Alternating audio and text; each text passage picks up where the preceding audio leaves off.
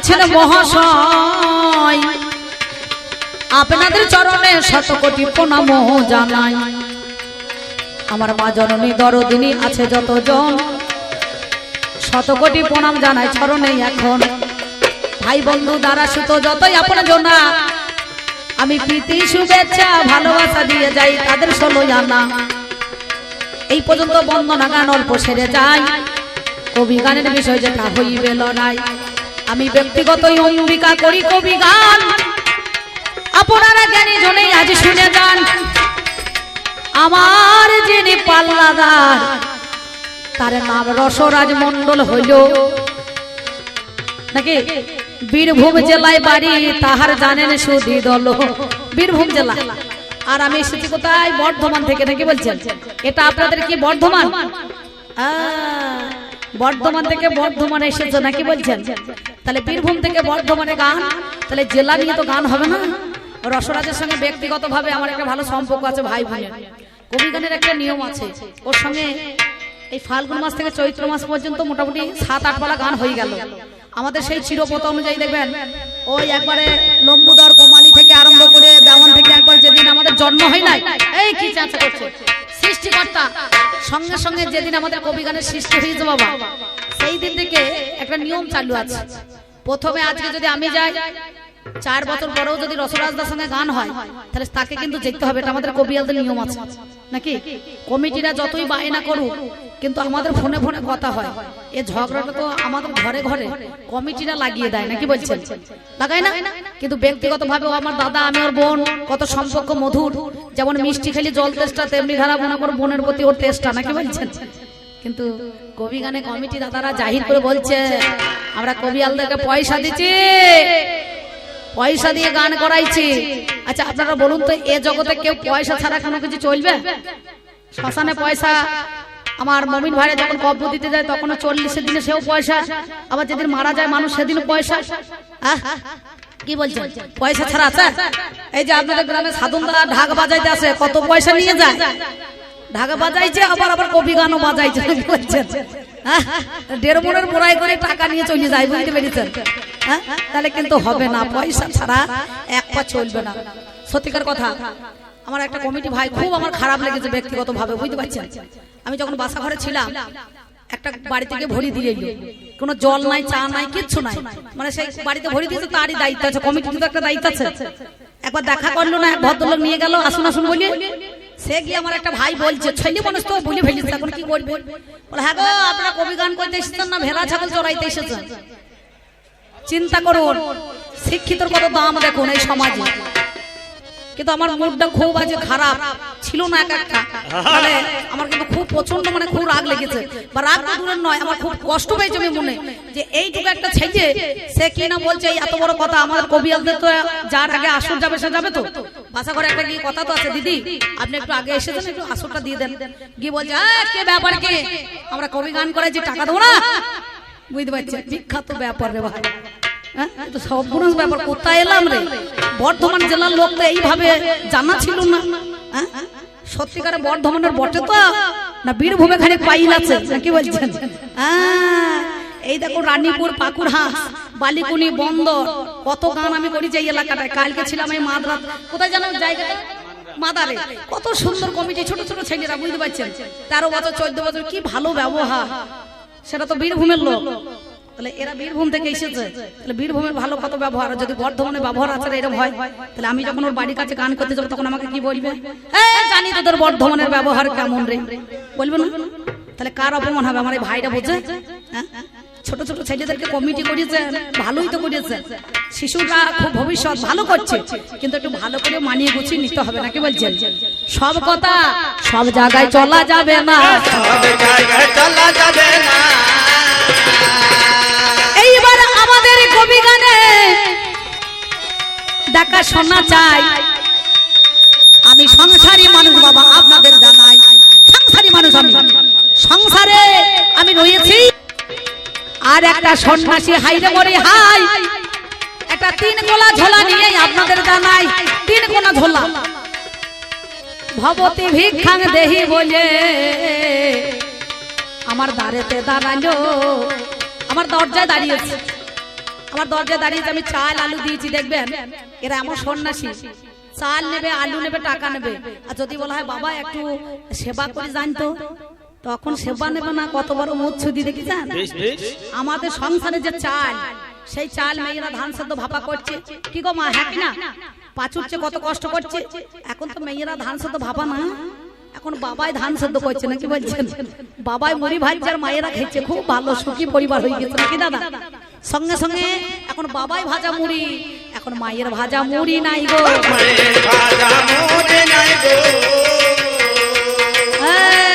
আমার বাবাতে ভাজ্জার মায়েরা খায়। এবার সংসারে থেকে এসে ভবতী ভিক্ষাং দেহি বলে আমার দরজাতে দাঁড়িয়েছে। দরজায় দাঁড়িয়ে আমি চাল দিলাম, আলু দিলাম, 5টা টাকা দিলাম। আচ্ছা, ও কি দেখেছে আমার ঘরের ভেতরে কি আছে না আছে? আমি তোকে ঘর ঢুকতে দিই নাই, দিয়েছি। ভিক্ষা কোথা থেকে নাই? সন্ন্যাসীরা বাইরে থেকে।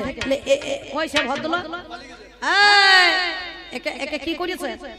এই কমিটিকে বলছি, ভাইরা এক কাজ করবেন, একে আলু সিদ্ধ আর কুমড়ো সিদ্ধ করে দেবেন, বুঝতে পারছেন? ও তো সন্ন্যাসী মানুষ হয়েছে। আজকে মনে করুন ওকে কোনো মাছ, কোনো ডিম, কোনো মাংস দেওয়া যাবে না। দেওয়া যাবে? এসো দেওয়া যাবে না। এমন সময় আমার কাছে একটা কথা জিজ্ঞাসা করিল,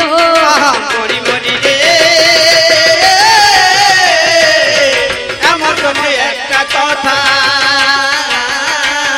জিজ্ঞাসা করিল, বলে আমাদের সন্ন্যাসী গো বিবেকানন্দ হলো, বিবেকানন্দ হলো, আমেরিকা চিকাগো শহরে গেল। আমেরিকা কেউ বলছে চিকাগো শহর, কেউ বলছে শিকাগো শহর। আমেরিকা শিকাগো শহর গিয়েছিল না, চিকাগো শহর কে বলে, কে বলে শিকাগো। তাহলে এই আমেরিকা শিকাগো শহরে গিয়ে সে চিকাগো শহরে গিয়ে কি করছে না, একটা ধর্মটাকে, গীতাটাকে এই পাগড়ির মধ্যেখানে নিয়ে গিয়েছিল ধর্মটাকে প্রচার করার জন্য, নাকি বলছেন না? তাহলে এই ভারত সন্ন্যাসী হয়ে সে সেদিন কিন্তু গিয়েছিল, ভারতের সন্ন্যাসী হয়ে। সে তো জন্মগতই সন্ন্যাসী হয় না, হয়েছে? সে তো সংসারে থেকেছে, সে কি সন্ন্যাসী হয়ে যায়? প্রথমে সন্ন্যাসী হয়েছে কি? তাহলে সে কর্ম করেছে, সেই কর্মটা করতে গিয়েছে। সে সন্ন্যাসী নয়, প্রথমেই সন্ন্যাসী নয়। তা আমাকে বলছে আমরা সবাই তো ল্যাংটো হয়ে আসি আর ল্যাংটো হয়ে যায়। কি ল্যাংটো হয়ে এসেছো, ল্যাংটো হয়ে যেতে হবে কখন, কোথায়? যেদিন মায়ের গর্ভে তোকে প্রসব হয়েছে সেদিন ল্যাংটো, আর যেদিন চলে যাবে সেদিন ল্যাংটো। আর বাজারের মধ্যে তুমি কৌপিন নিয়েছো, ডোড নিয়েছো, মালা নিয়েছো, তিলক নিয়েছো, এরাও কিন্তু সংসারের মতন বাবাজি মাতাজি নিয়ে সব বসবাস করে। তাহলে এদের তাকে সংসার নয়, কি বলছেন? এদের সংসার নয়। এরা কি একা আছে? একটা করে বাবাজি, 3-4টে মাতাজি, সালা তলায় তলায় ডিগিবাজি, আবার করলে একটা করে পিঁয়াজি। কত আগ্রায় আগ্রায় ছেলে কাঁদছে,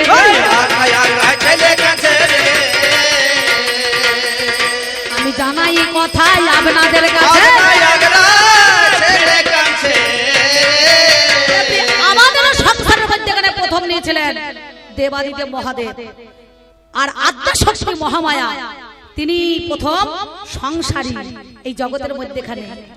যদি দং হৃদয় তব, যদি দং হৃদয় মম তব হৃদয় মম হৃদয়, তোমার হৃদয় আমার হৃদয়। আর তার আগে ছিল আমার নারায়ণ সংসারে। আপনাদের জানাই ভাবের ঘরে ভাব লাগায়ে,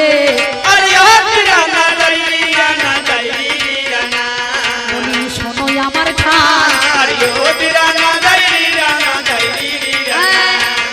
এইবার সংসারটাকে করেছে, সংসার হয়েছে। ভাই একটু চা লাগবে শোনা, বলে হারি খবরদার মাথা গরম করিস না, তুই আমার অনেক ছোট, বয়স কতটুকু, আর আমার বয়স 34-35 বছর হয়ে গেল না, খবরদার ওই কথা কোনোদিন বলবি না। হ্যাঁ না, দুধ চা করবি, বসে দুধে চা করবি। আমি জানি তুই গয়লা ছেলে, বুঝতে পারছি তোর দাদুর নাম তপন ঘোষ নাকি, বুঝতে পারছি। যা দুধের চা করে নিয়ে আসবি, মসজিদ দুধের চা। কাকাকে বলবা যে অম্বিকা দিদি বললে মসজিদ দুধের চা করতে না। আমি কি বলিব ভাবের কথা, হাই রে মরি হাই, আপনারা জ্ঞানী জনে জানেন মহাশয়। তাহলে নারায়ণ যিনি সংসার করেছে তিনি নাকি বাবা, নারায়ণ সংসার করেছে। স্বয়ং বিষ্ণু সেও কিন্তু সংসার করেছে জগতে। তাই যদি দং হৃদয় তব যদি দং হৃদয় মম তব হৃদয় মম হৃদয়, তোমার হৃদয় আমার হৃদয় একাকিত হলো। সেদিন আকন্দা ফুলের মালা দিয়েছিল, কে দিয়েছিল? না আমাদের সংহার কর্তা, যিনি দেবাদিদেব মহাদেব। তাই সংসারকে পরিত্যাগ করে সে গাছ তলাতে গিয়ে বসে আছে নাকি। আর মহামায়া গিয়েছে, গিয়ে বলছে তুমি চলো চলো গো আমার সঙ্গে বলো বাড়িতে ভালো। তুমি চলো চলো গো আমার সঙ্গে বলো বাড়িতে ভালো। তুমি চলো চলো গো আমার সঙ্গে বলো বাড়িতে ভালো। মহাদেব বলে আমি, ওরে মহাদেব বলে আমি যাব না বলো। তুমি চলো চলো গো আমার সঙ্গে বলো বাড়িতে ভালো। তুমি চলো চলো গো আমার সঙ্গে বলো বাড়িতে ভালো। কেন না 16 নাম আমাদের সংসার জগতের মধ্যে, এখানে 16 নাম 32 অক্ষর। এই 28 অক্ষর দেখবে জিভে জপে, আর 4 অক্ষরটা শিবে জপে নাকি বলছেন? প্রথম দ্বিতীয় তৃতীয় চতুর্থ নাকি বাবা বলো। ওই দেখ সংসারে আগে মহাদেব 4 দিন বাড়ি ছাড়া। তাই সংসারকে বাদ দিয়ে কখনো গোবিন্দকে ভজনা করা যায় না, তাকে ডাকা হয় না। সংসার ধর্ম হচ্ছে বড় ধর্ম কি, তাই তো? হ্যাঁ কি না? তাহলে সংসারটাই বড় ধর্ম। সংসার ছাড়া সন্ন্যাসী আমার হওয়া যাবে না। তাই প্রথম কথা বলি শোনো, সন্ন্যাসী আমার হওয়া যাবে না। সংসার, এই সংসার, সংসার দন্ত সন সংদোষ একার র, আমরা কি বলি? স শব্দের কি জ্ঞান, কর্তব্য পরিপালনের সেই ব্রহ্মচর্যটাকে পালন করতে হবে, পরিপূর্ণ করতে হবে, তবেই তো সংসারে মানুষ সার পাবে। কি বলছেন? বিন্দু ধারণং জীবনং বিন্দু পতনং মরণং, যেমন বলছো বিন্দু ধারণ করলেও মরবে আর পাত করলেও মরবে নাকি বাবা। হরি ভজন ভারী মিঠা, হরি ভজন করবি তো ছাঁচার জল মর কোচা তো ওটা নাকি বলছেন। তাহলে এখনকার সন্ন্যাসীরা মর কোচা তো ওটাইতে পারছে? পারছে কি? কোন সন্ন্যাসীরা পেরেছে? বউ থাকতে গৃহ ত্যাগে হইলে হবে না। ঘরে বউ রেখে দিয়ে চল গৃহ ত্যাগ করছে, এটা সন্ন্যাসী বলে না। বুঝতে পেরেছো? এটা সন্ন্যাসী নয়, এটা সন্ন্যাসী হবে না। তা বলছে আমি প্রথম থেকেই সন্ন্যাসী। বাবারে বাবারে, কত সুন্দর ভাব। এটা কথা বলেছেন আমার পাল্লাদার, বললো আমি ব্যাসদেবের পুত্র সুখদেব, মালা ঝোলা তিলক নিয়ে গাছতলায় বসেছিলাম, ধ্যান করছি।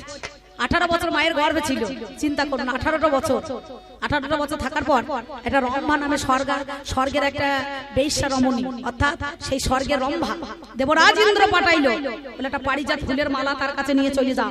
পারিজাত ফুলের মালা নিতে গেল, বলে এর জন্মে হবে না। বলে কবে?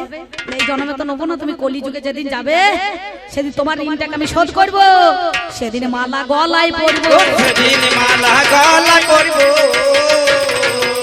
তাহলে তার কথা রাখতে তুমি তো তখনই তাকে জবাব দিতে পারতে যে মালাখানা আমার নাও হবে না। তাহলে মালা পরবো বলে আবার তুমি মর্তের মধ্যেখানে মরতে কি বলছেন? এই সংসার জগতে সেই দিন নারায়ণের গর্ভে বৃন্দাবন দাস হয়ে জন্ম নিয়েছিল, নাই নাই? আর সেই রম্ভা নারায়ণী হলো, বাল্য বিধবা হয়ে গেল। 8 বছর বয়সে তার স্বামী মারা গেল। বৈকুণ্ঠ দাস তার স্বামী ছিল। কুমারহট্ট নগরে গ্রাম ছিল। ননীল পণ্ডিতের মেয়ে ছিল। বাবা শিবাসের ভাইজি হয়ে এলো। আমি জানাই কথা আজ তোমায় বলো,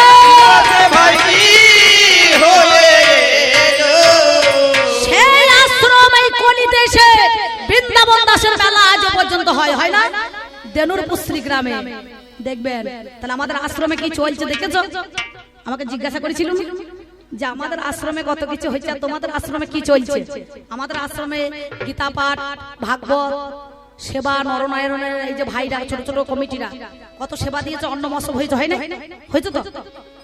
এই যে আপনাদের বেশি দূরে নয়, কোথায় জানো? এটা ওই দইদে বড়িতলা। দইদে বড়িতলা গিয়েছেন? মানে দদিয়া বড়িতলা তো কাছেই তো, রতনপুর পীরতলা থেকে। সেখানে চিড়ে মৎসব হয়, অন্ন মৎসব হয়, কত মানুষের সেবা দেয়। আশ্রম নাই গোপাল দাসের? সেখানে ভালো ভালো কাজ হয় গো, এই জগতের কল্যাণের জন্য।